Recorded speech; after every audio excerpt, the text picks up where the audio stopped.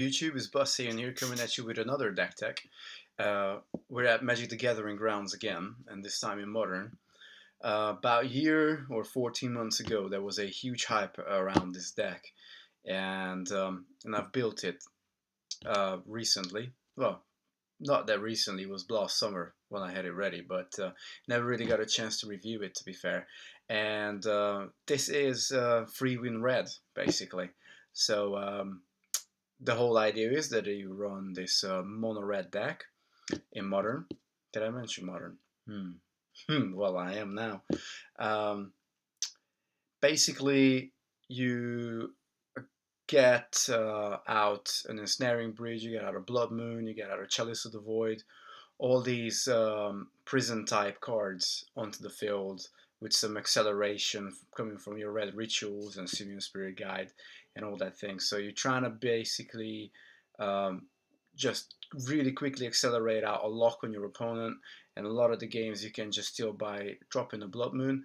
Um, I've recently have been thinking about maybe redesigning this deck a little bit and go into Hellbent style with it.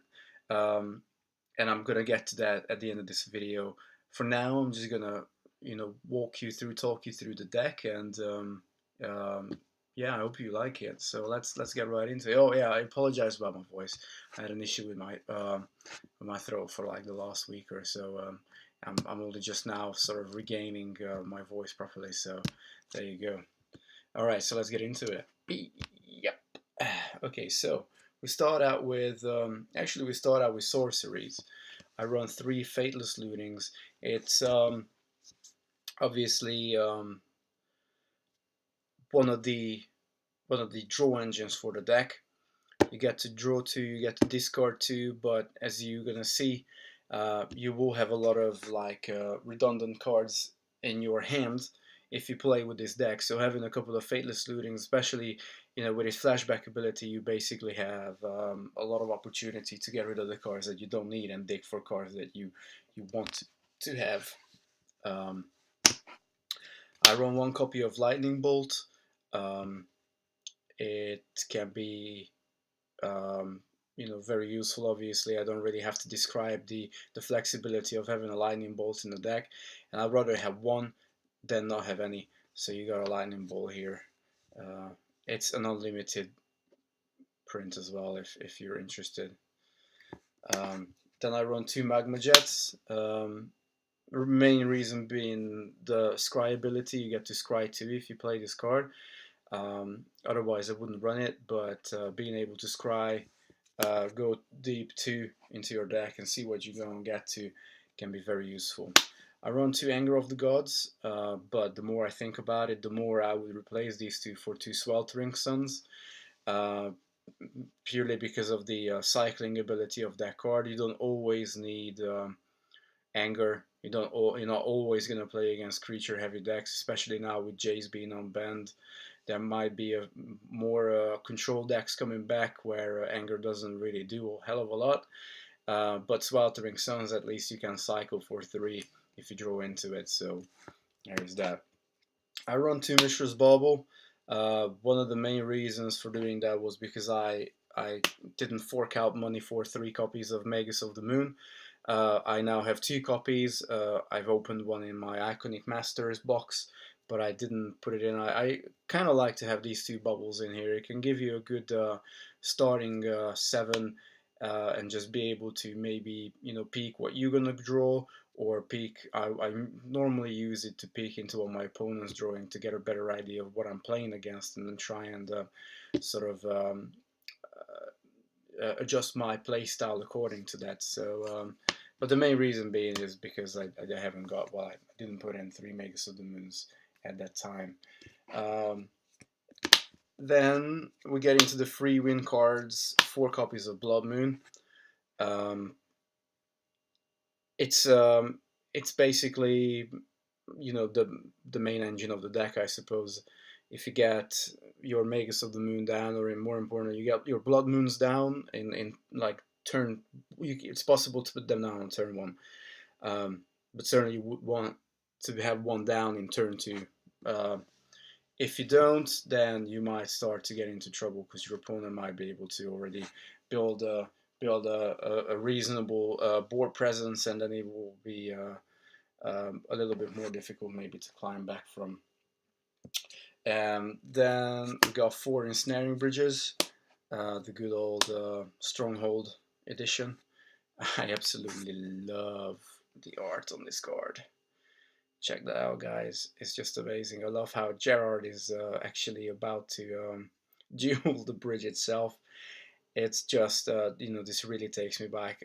Time and time when I talk about the old artwork on the Magic cards, this is one of those cards. This is one of those cards, like, I obviously they cost you a pretty penny to get one of these, but I didn't think twice when I saw the opportunity to get these cards, so I went in when I could, just to have the 4 copies. Absolutely beautiful. Either way, you will find yourself empty-handed a lot of the a lot of the plays, a lot of the games you play with this deck. Sorry, so ensnaring bridge is almost like an auto include if you want to make sure that you protect yourself against your opponent's basically creature attacks. So very good card. And then 4 copies of Chalice. Gotta be done. If you can drop a Chalice on turn 1, turn 2, maybe on 1 or 2, it's not a real issue.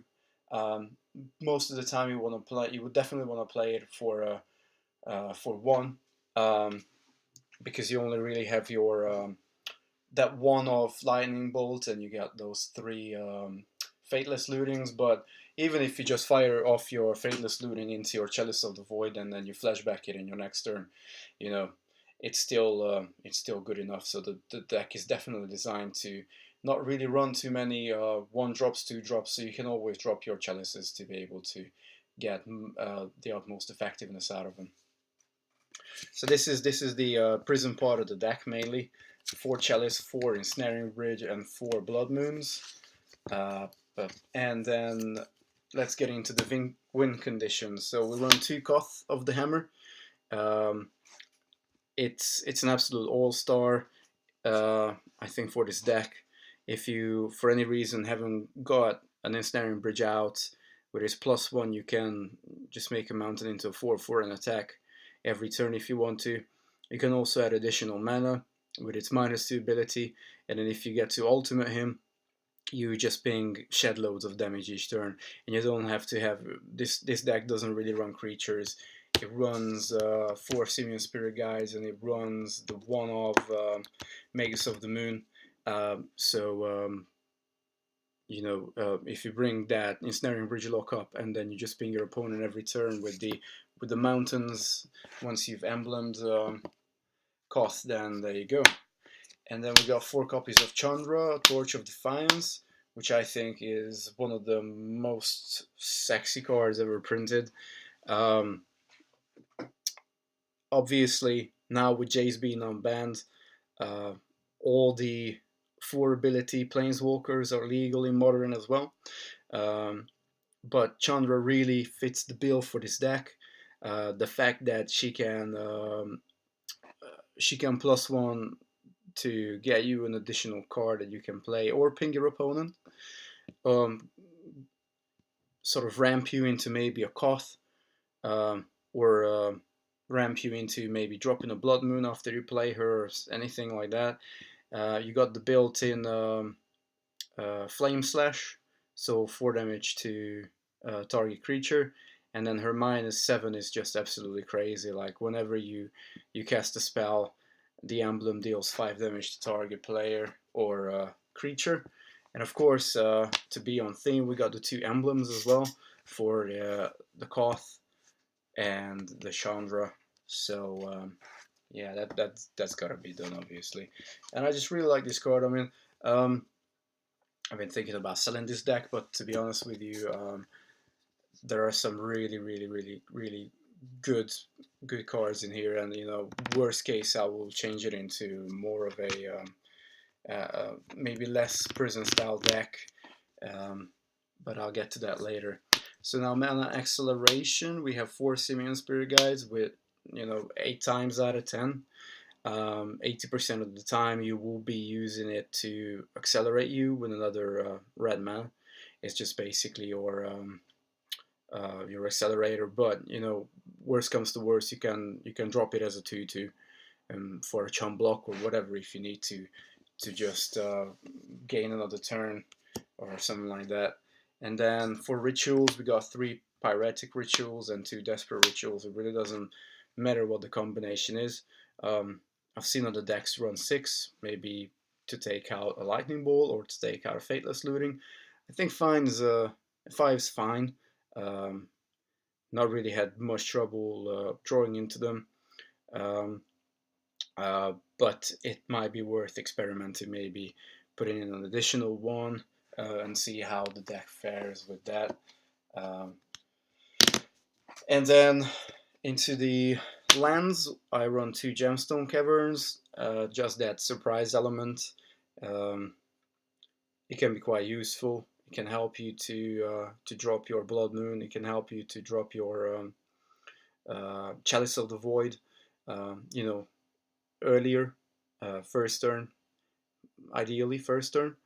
I only run 2 because 4 would be too much, especially considering that Koth's ultimate relies on you having mountains. And if you don't drop your Blood Moon, your Gemstone Caverns will stay, obviously, legendary lands. Otherwise, yeah. But I just wouldn't want to get stuck with, you know, 2, 3 Gemstone Caverns in my hand and never be able to play them. So 2 is where I am at right now. But if you think differently, then please leave a comment below, and we can discuss what your opinion is. And then my idea was that I'm gonna complete the deck with snow-covered mountains, so I can always disguise the deck as a Scred. Unfortunately, I still didn't get all the snow-covered mountains that I wanted, so I have 14 snow-covered mountains here, and I got another 6 basic mountains. So yeah, 20 mountains, 2 gemstone caverns. That's basically the mana base, and I'm just gonna get into the sideboard in a second once I manage to scoop these cards up. All right. So sideboard wise, currently I run 4 relics. Um, it can be useful against obviously graveyard strategies, which you see a lot running around nowadays, with Bloodbraid Elf and Jace being unbanned. Especially, there is a potential that Living End might come back, um, and you would definitely want to have a relic or 2 in your sideboard for that matchup. I also run a Pyroclasm. I don't really run creatures, just an additional removal, but you know it would be possible to. It's you know, the Anger of the Gods are kind of a flex spot, so you can always change this for something else. You can take the Angers out, put them in here into your sideboard, but I think having a Pyroclasm, it's a 2-drop, deals 2 damage to each creature. It's a nice little sweeper against token strategies and go-by strategies, so it's good to have there. Ratchet Bomb is my budget option for not having any engineered explosives. Even if I would have engineered explosives, I can only really generate primarily red mana in the deck, so it would be very difficult to. Yes, of course, if I have a Gemstone Caverns down, I can make you know, any color mana, but chances of that are very slim, albeit existent. So Wretched Bomb is here for now. I think it does a pretty good job in being a budget alternative for an engineered explosive, which would explode for 1 anyway. Then we got a Shatter Storm here, and yes, this is a foil Shatter Storm. Peace out to my friend Pardish back in Hungary. We traded this card. I love it. And then we got, well, yeah, of course, what it does, it destroys all artifacts, so obviously it's against the, primarily against your affinity matchup, or if you run into maybe Lantern Control, maybe some builds of Tron, and that's about it. And then we got Witchbane Orb. which is a poor man's ley line of sanctity. If I would invest more in this deck, I would definitely invest into 4 ley line of sanctities, maybe even mainboard them, because if you drop your ley lines, it's just you're basically protected, but you would have to draw it in your opening hand because otherwise you won't be able to. Probably best way is to just keep it in the sideboard, side it in after game one and going into game two, and just mulligan until you get it down. In terms of there's certainly quite a few decks that you can have very good success if you get your ley lines down to protect you. Then against Burn, I got a Sun Droplet and I got a Dragon's Claw.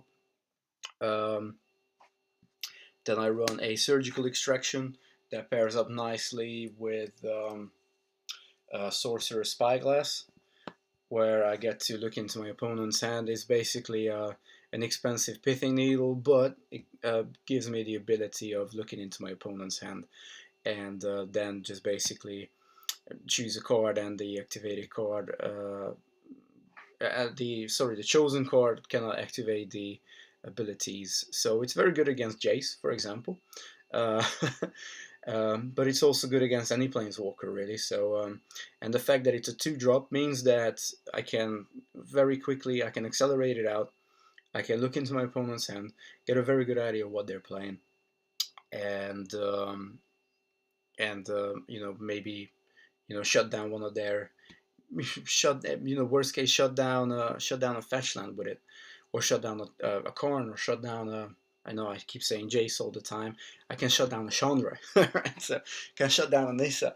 All these cards. I think it might not be an upgrade on your Pithing Needle, and I used to run 4 copies of Pithing Needle here, but um, I think it's definitely a good card. I'm not necessarily restricted of having to have a 1-drop with all the accelerants in the deck.